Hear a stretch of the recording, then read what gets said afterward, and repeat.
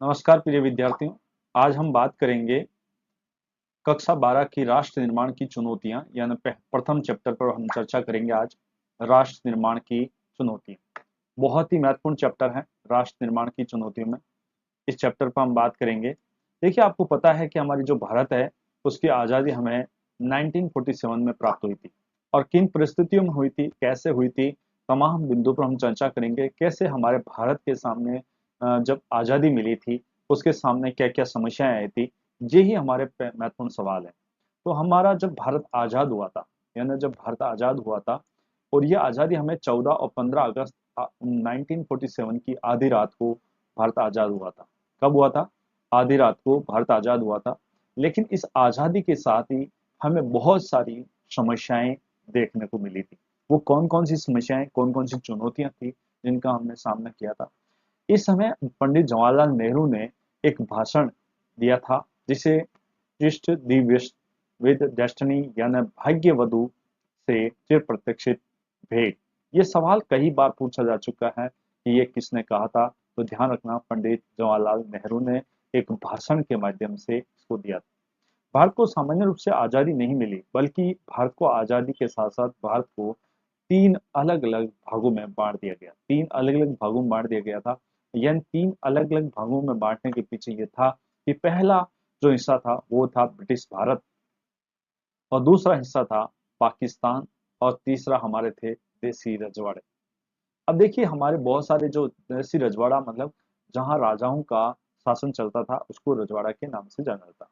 अब देखिए, भारत जब आजाद हो रहा था उसी समय शुरुआत में ही मुस्लिम लीग के द्वारा हमारे द्विराष्ट्र सिद्धांत की बात की गई थी। जिन्ना साहब यहाँ पर पूरी तरह से इस सिद्धांत पर अड़े रहे और मुस्लिम लीग ने यह पेश किया कि हमें द्विराष्ट्र सिद्धांत की बात की गई। अब ये कई बार पूछा गया द्विराष्ट्र सिद्धांत किसके द्वारा प्रतिबद्ध किया गया था। तो ध्यान रखना, ये मुस्लिम लीग द्वारा द्विराष्ट्र सिद्धांत पेश किया गया था। इस सिद्धांत के अनुसार भारत एक नहीं बल्कि दो अलग अलग कौमों का देश था। दो अलग अलग देशों का कौमों का देश था, यानी हिंदू और मुस्लिम। इसलिए दो अलग अलग देशों की मांग की गई, जिसमें पहला देश था जो था भारत, जो एक हिंदू राष्ट्र था बना, और दूसरा जो था वो पाकिस्तान, जो एक मुस्लिम राष्ट्र बना। इस बंटवारे में कुछ समस्याएं हमारे सामने पैदा हुई और वो प्रमुख रूप से आज तक विकराल रूप धारण करके रही है। अब पहली विभाजन के समय जो समस्या आई थी उसमें हम बात करते हैं तो हमारे दो पाकिस्तान, क्योंकि हमारी ये बात की गई कि जिस क्षेत्र में मुस्लिम बाहुल्य क्षेत्र है उस इलाके को पाकिस्तान घोषित कर दिया जाए, और जिस क्षेत्र में वो हिंदू बाहुल्य है उसको भारत घोषित कर दिया जाए। तो इस सिद्धांत के अनुसार जिस जगह हिंदू ज्यादा थे उसको भारत बनाया गया, और जिस जगह मुस्लिम ज्यादा थे वहां उसे पाकिस्तान बनाया गया। क्या बनाया गया? पाकिस्तान बनाया गया। ये समस्या ये हुई उस समय भारत के दो ऐसे क्षेत्र थे जिसमें मुस्लिम आबादी बहुत ज्यादा थी। अब मुस्लिम आबादी कहाँ पर? एक तो था हमारा पूर्व का इलाका। कौन सा इलाका? पूर्व का इलाका। और दूसरा था हमारा पश्चिम का इलाका। यहाँ कहने का तात्पर्य हमारे पाकिस्तान दो भागों में विभाजित हुआ।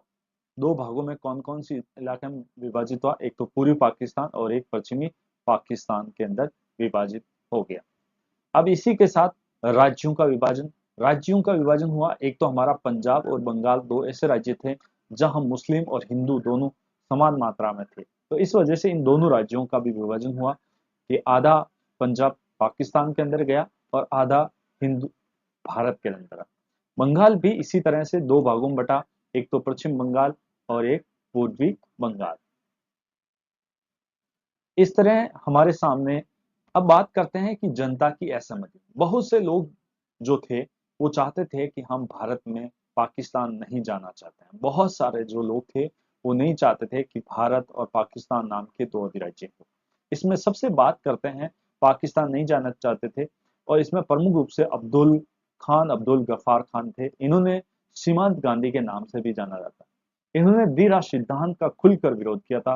ये नहीं चाहते थे कि पाकिस्तान नाम का एक अधिराष्ट्र बने। ऐसे सभी लोगों की आवाज को दबा दिया गया और पाकिस्तान में शामिल होने के लिए क्या कर दिया गया? मजबूर कर दिया गया। अब सबसे बड़ी समस्या आई थी, वो थी हमारी अल्पसंख्यकों की समस्या। ऐसा नहीं था कि पाकिस्तानी क्षेत्र में हिंदू नहीं थे, यानी पाकिस्तान में भी हिंदू थे, भारतीय क्षेत्र में मुसलमान नहीं थे, ऐसा नहीं था कि दोनों क्षेत्रों में दोनों अल्पसंख्यक थे, दोनों ही क्षेत्रों में अल्पसंख्यक मौजूद थे। तो ये विभाजन की सबसे बड़ी समस्या थी। इस समस्या का कोई समाधान निकाल न जा सका। ये समस्या आगे जाकर दोनों देशों के दंगों का सबसे बड़ा कारण बनी।